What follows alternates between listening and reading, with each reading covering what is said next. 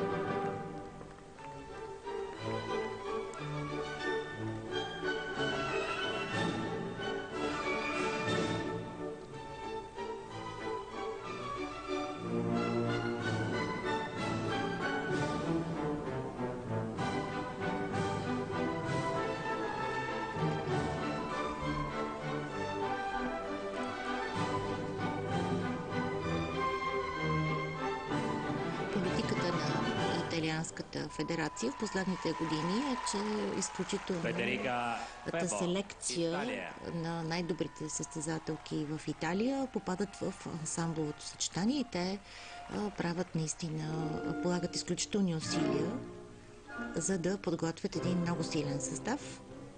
Да, и някакси да, индивидуалното им представяне е малко в периферията.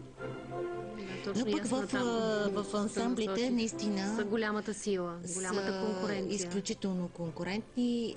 На Рускини, на Беларус. Това са трите състава, които спорват световни шампионки. Това ми напомня да ви кажа, че днес